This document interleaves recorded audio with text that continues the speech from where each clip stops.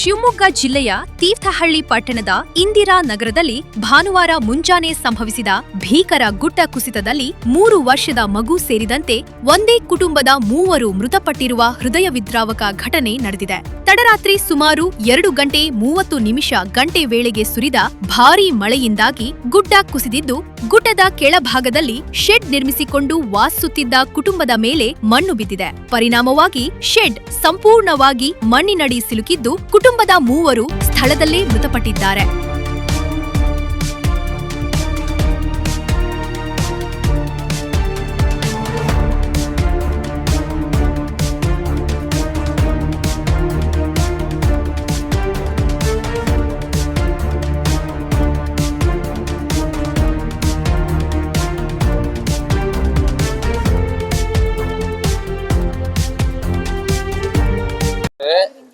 ಈ ಭಾಗದಲ್ಲಿ ತುಂಬಾ ದೊಡ್ಡ ಮಟ್ಟದ ಘೋರ ಘಟನೆ ಅಂತ ಹೇಳ್ಬೋದು. ಯಾಕಂತ ಹೇಳಿದ್ರೆ ಇಡೀ ಗಾಂಧಿನಗರ ಅಂತ ಹೇಳಿ ನಾನು ಪ್ರತಿನಿಧಿಸುವ ವಾರ್ಡ್ ಇದ್ರೂ ಕೂಡ ತುಂಬಾ ಅತ್ಯಂತ ಬಡ ಕುಟುಂಬಗಳು, ಶ್ರಮಿಕ ವರ್ಗದಲ್ಲಿ ಇರುವಂತಹ ಈ ಒಂದು ವಾರ್ಡ್. ಈ ದಿನ ಏನಾಗಿದೆ ಅಂತ ಹೇಳಿದ್ರೆ, ಇಲ್ಲಿ ನಮ್ಮ ಇದು ರಮೇಶ್ ಗೌಡ್ರು ಅನ್ನೋ ಮನೆ ಇದೆ. ಇವ್ರು ಏನಾಗಿದೆ, ಪ್ರತಿ ವರ್ಷನೂ ಹೇಳ್ತಾ ಇದ್ರು ಫ್ಲಡ್ ಬರ್ತದೆ, ಗೋಡೆ ಕೋಸಿತದೆ ಅಂತ ಹೇಳಿ. ಆದ್ರೆ ಪಾಪ ಅವರೇ ನಮ್ಮ ಏನು ವ್ಯವಸ್ಥೆ ಮುಖಾಂತರವಾಗಿ ಏನು ಮಾಡ್ಕೊಡದೇ ಇದ್ರು ಕೂಡ ಅವ್ರ ಸ್ವಂತ ಖರ್ಚಿನಲ್ಲಿ ಒಂದು ಸುಮಾರು 10-15 ಲಕ್ಷ ರೂಪಾಯಿದು ಒಂದು ತಡೆಗೋಡೆನ ನಿರ್ಮಾಣ ಮಾಡಿ ಅದನ್ನ ಗುಡ್ಡ ಕುಸಿದ ಅಂತ ಹೇಳಿಲಿಕ್ಕೆ ಪ್ರತಿ ವರ್ಷ ಪ್ರಯತ್ನ ಮಾಡ್ತಿದ್ರು. ಅದು ಇವತ್ತೇನಾಗಿದೆ ಅಂತ ಹೇಳಿದ್ರೆ, ಕರೆಕ್ಟ್ 4 ಗಂಟೆ ಹೊತ್ತಿಗೆ ಪಾಪ ಅವ್ರ ಮಗಳು, ನಮ್ಮ ರಮೇಶ್ ಗೌಡ ಮಗಳು ರಂಜಿತಾ ಅಂತ ಹೇಳಿ ಫೋನ್ ಮಾಡಿದ್ರು. ಏನಂತ ಕೇಳಿದಾಗ, ಅದು ಕಂಪ್ಲೀಟ್ ಆಗಿ ತಡೆಗೋಡೆ ಕುಸಿದು ತುಂಬಾ ಜನ ಸಾವು ನೋವಾಗಿದೆ ಗಮನಕ್ಕೆ ಬಂತು. ಸುಮಾರು 4 ಗಂಟೆಗೆ ನಾವು ಬಂದಿದ್ವಿ. ಪಟ್ಟಣ ಪಂಚಾಯತ್ ಅಧ್ಯಕ್ಷರು ಬಂದ್ರು. ಮತ್ತೆ ಎಲ್ಲಕ್ಕಿಂತ ಜಾಸ್ತಿಯಾಗಿ ನಮ್ಗೆ ಇನ್ಫಾರ್ಮೇಶನ್ ಸಿಕ್ತಿದ್ದಂಗೆ 112 ಫೋನ್ ಮಾಡಿದೆ. ಅದಾದ್ಮೇಲೆ 5 ಬ್ರಾಕೆಟಿಗೆ ಫೋನ್ ಮಾಡಿದೆ. ತಕ್ಷಣದಲ್ಲಿ ಅವರು ಒಂದು 10 ನಿಮಿಷ ಲೇಟ್ ಮಾಡ್ಲಿ, ತಕ್ಷಣ ಬಂದಿದ್ದಾರೆ. ವಿಶೇಷವಾಗಿ ಬೆಳಗಿನ ಕಾರ್ಯಾಚರಣೆ ನಡೀತಾ ಇದೆ. ಒಬ್ಬ ಅದರಲ್ಲಿ ಹನುಮಂತ ಸಿಕ್ ಬಂದಿದ್ದ, ಅವ್ನ ಕಾಲಿಗೆ ಇಂಜೂರಿ ಆಗಿತ್ತು. ಅವನಿಗೆ ತಗೊಂಡು ಈಗ ಹಾಸ್ಪಿಟಲ್ಗೆ ಸೇರಿಸಿ ಅಲ್ಲಿಂದ ಹೆಚ್ಚಿನ ಚಿಕಿತ್ಸೆಗಾಗಿ ಮೇಘನಿಗೆ ನಾವು ರೆಫರ್ ಮಾಡಿರುವಂತದ್ದು. ಅದಾದ್ಮೇಲೆ ಈಗ ಪ್ರೆಸೆಂಟ್ ಏನಂತ ಹೇಳಿದ್ರೆ, ಪೊಲೀಸ್ ಇಲಾಖೆ ಮತ್ತೆ ನಾನು ನೆನೆಸ್ಬೇಕಾಗ್ತದೆ. ಯಾಕಂದ್ರೆ ಪೊಲೀಸ್ ಇಲಾಖೆ ಮತ್ತೆ ನಮ್ಮ ಅಗ್ನಿಶಾಮಕ ದಳ ತುಂಬಾ ತ್ವರಿತಗತಿಯಲ್ಲಿ ಕಾರ್ಯಾಚರಣೆ ಮಾಡ್ತಾ ಇದ್ದಾರೆ. ಈಗ 3 ಬಾಡಿಗಳಿದಾವೆ. ಸುಮಾರು ಒಂದು 3 ವರ್ಷದ ಮಗು ಕೂಡ ಅಂತ ಹೇಳ್ತದೆ. ಒಂದು 3 ವರ್ಷದ ಮಗು ಇದೆ. ಅದ್ರ ಜೊತೆಯಲ್ಲಿ ಒಂದು 30 ವರ್ಷದ ಒಬ್ಬ ಗಣಸಿದೆ. ಅದ್ರ ಜೊತೆ 25 ವರ್ಷದ ಹೆಂಗಸು ಕೂಡ ಈಗ ಮಣ್ಣಲ್ಲಿ ಹೂತಾಕಿರುವಂತದ್ದು. ಅದನ್ನ ಬಾಡಿ ತೆಗೆಯುವಂತ ಕಾರ್ಯಾಚರಣೆ ನಡೀತಾ ಇದೆ. ಮತ್ತೆ ಈಗಾಗಲೇ ನಾವು ನೋಡಿದ್ವಿ 112 ನಮ್ಮ ಲೋಕೇಶ್ ಯಾದಿಯಾಗಿ ಇಡೀ ನಮ್ಮ DSP ಕೂಡ ಈಗ ಸ್ಥಳಕ್ಕೆ ಭೇಟಿ ಬೆಳಗ್ಗೆ 6 ಗಂಟೆಗೆ ಬಂದ್ಬಿಟ್ಟಾರು. ಈಗ ನಾವು 4 ಗಂಟೆಯಿಂದ ನಾವು ಇಲ್ಲೇ ಇದೀವಿ. ಅದ್ರ ಜೊತೆ ಮತ್ತೆ ಅಗ್ನಿಶಾಮಕ ದಳವು ಅಷ್ಟೇ, ನಮ್ಮ ಶಿವಪ್ರಕಾಶ್ ಇರ್ಬೋದು, ಬೇರೆ ಎಲ್ಲರೂ ಕೂಡ ಸಹಕಾರ ಕೊಡ್ತಾ ಇದ್ದಾರೆ. ಒಂದಿನ ಅಂತ ಹೇಳಿ ನಾನು ಸರ್ಕಾರಕ್ಕೆ ಇದು ಮುಖಾಂತರ ರಿಕ್ವೆಸ್ಟ್ ಮಾಡ್ತಾ ಇದ್ದೇನೆ. ಏನು ಈ ದುರಂತದಲ್ಲಿ ಸಾವಿರದ ಕುಟುಂಬ ಇದೆ, ಅವರೆಲ್ಲರೂ ಕೂಡ ಮಣ್ಣು ಕೆಲಸಕ್ಕೆ ಬಂದರು.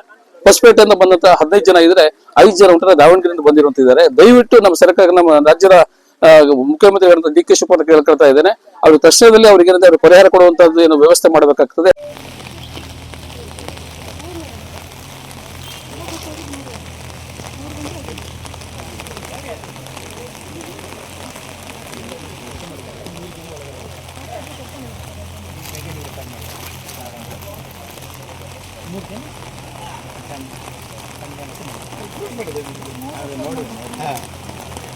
ಈಗ 3 ಗಂಟೆಗೆ ಶಬ್ದ ಆಯ್ತು. ಶಬ್ದ ಆದ್ಬಿಟ್ಟು ಇಲ್ಲಿದ್ದವರು ಏನು ಮಾಡಬೇಕು, ಇಲ್ಲಿ ಬಸ್ ಬಿಟ್ಟಲ್ಲ ಸರಿಗೆ ಇವರು ಎಷ್ಟು ಜನ ಹೊರಗಡೆ ಹೋಗ್ಬೋದು. ಅವರು ಹೋಗಿ FC ಅನ್ನೋದು ಹೊರ ಬನ್ನಿ ಅಂತ ಕರೆದಿದ್ದಾರೆ. ಅವ್ರು 3 ಜನ ಇದ್ದು ಹೊರಗೆ ಬರೋ ಟೈಮಿಗೆ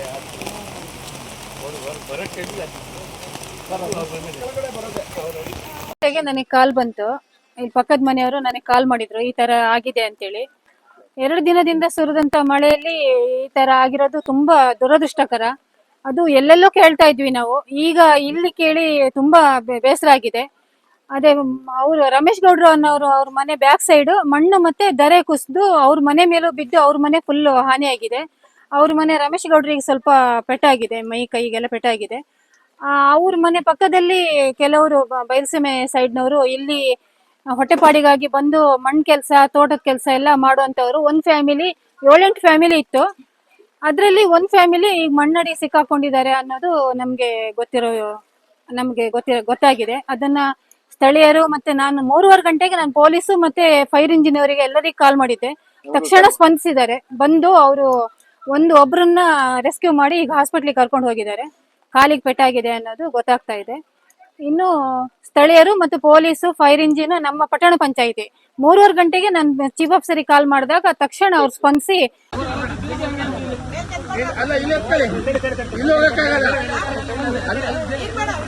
ಬೇರೆ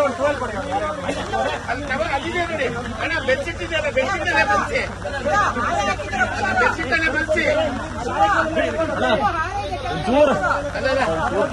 ಎಂತ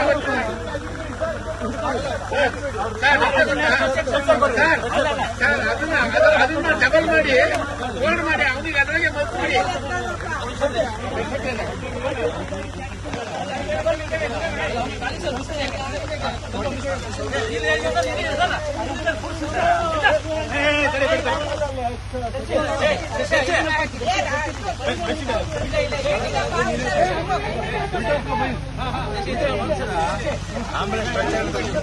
ವೆಚ್ಚರ್ತಾರೆ ಹೇಳ್ರಿ ಸಾಕು.